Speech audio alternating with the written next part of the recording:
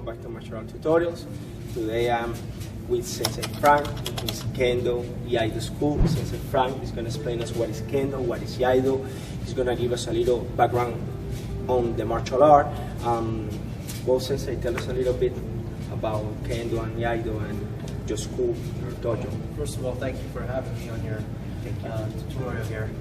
We're called the Institute of Budo Studies, and we're located at the Japan Cultural Center on the 73rd and Coral Way. We focus on three primary arts: Kendo, Iaido, and Budo. Okay. Kendo is Japanese fencing used with armor and swords, represented by bamboo swords. Iaido is the art of drawing and cutting, and Budo refers to a martial art that was created before the 1600s. Okay. So making it meaning old style. Ko is old, Budo is martial arts. And the style of Budo that we practice is called Yushin Sochuryu, which you'll show some clips, I suppose, later on. The clips should be right here below, so pay attention to the clips that are here so you can see some move of the style. So, as I mentioned, we're part of the Institute of Budo Studies. The first kanji is Budo Kenkyu-jo, which simply means Institute of Budo Studies in Japanese. And our school follows three main principles: Tadashiku, Kibishiku, Tanoshiku. So this is correctness, strictness, and happiness. And as promoted and taught to me by my sensei, we try to follow these concepts in our training to hopefully strive for a better life through training.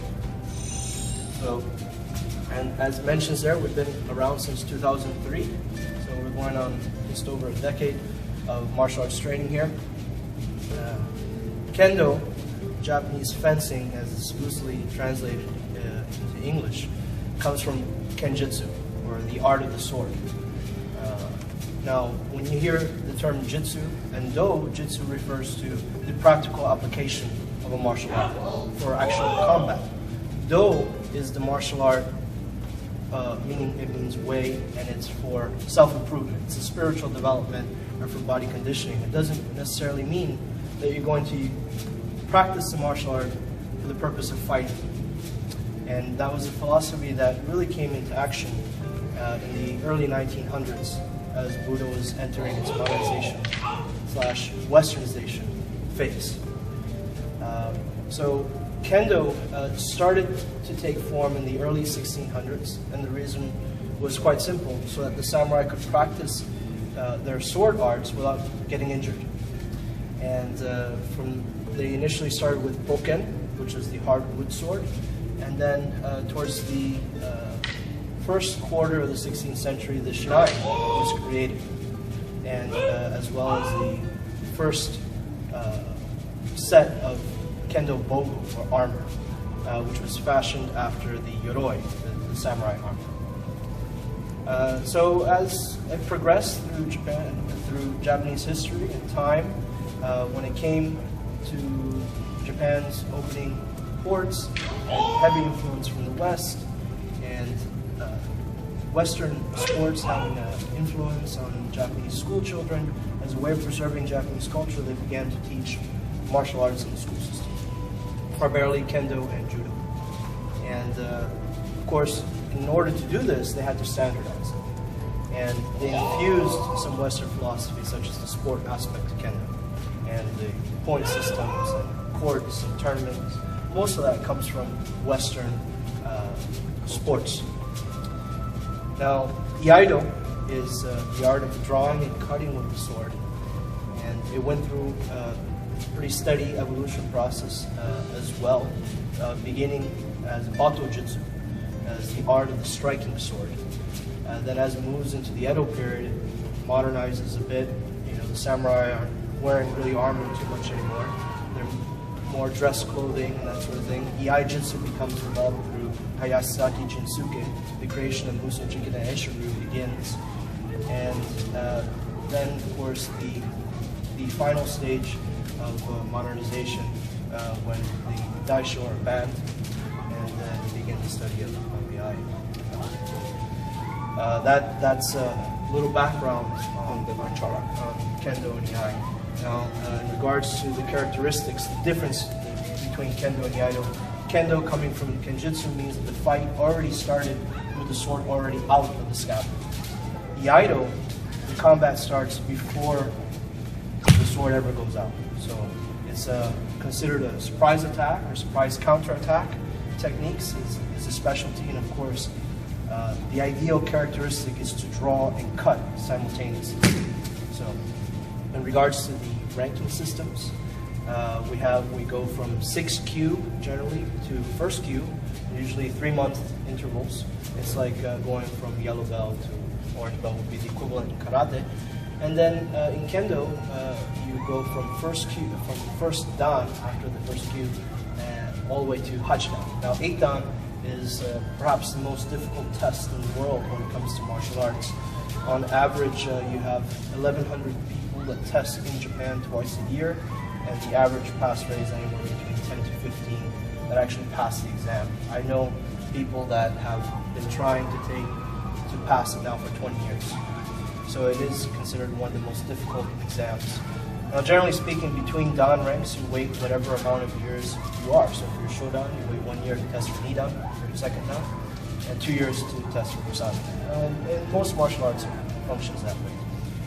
Iaido follows a very similar model of ranking. Some schools will start students at 10th Q instead of 6th Q, and others may start as high up as 3rd Q, and then go to 1st Q, and then the shodan, dan ranks. Of course, there are shogo ranks as well, which identify the different levels of instructors. So you have denshi, kyoshi, and hanshi. Denshi normally is a rank that's awarded after someone has completed 5th or 6th dan, depending on the art. Kyoshi, 6th, 7th dan, and hanshi is reserved for the hachidan rank. So you can imagine that Kendo, hanshi, hachidan is extremely highly regarded, well-rounded, supposedly, instructor. And when you reach these stages, it is expected that you not only give back with Kendo service, that you promote the art, that you, share responsibility in testing panels and seminars and that sort of thing. So, as you can see, even through their ranking systems, they've tried to show that it's not just about striking, it's also about a lifestyle. And this philosophy is something that has been tried to push through, starting with Jigoro Kano, the founder of Judo. Actually, I would say the founder of this initial concept as he brought Budo into the Japanese school system all the way in the 1910s. So. One question, does Kendo has strikes not only with the sword, but can use like kicks or push the person while it's a good question. Because Kendo used to have different striking techniques. They used to have kicking, they used to have takedowns. But as it's become more modern, techniques have focused only with the shinai. They're only with the bamboo sword now. And you have 3 striking areas. You have the head, which is called men, the wrist, which is called kote, the sides of the torso, or do, and linear straight strike, thrust to the throat, which is called tsuki. Now, when you first look at Kendo, you think, oh, it's just kind of stick fighting. But there is a precise order to the striking process. It's called yuko datoksu, and it's the correct striking procedure, and it incorporates different elements that you must demonstrate in order to score a point in Kendo. And when you test, when you go to the shinsa, which is the testing, you have to also be able to demonstrate the various components to engaging an opponent and to attack, to counterattack anything. Sensei, what is a benefit for somebody who would like to practice Kendo? Somebody to practice Kendo, what would you recommend for what reason? I think there are a couple of benefits to training Kendo. The first one is a great cardiovascular training. Secondly, it's a cultural study, so it's not just going to the gym and lifting weights and running, but you also have Japanese cultural perspective to it through language and different activities and events that you can learn through Kendo.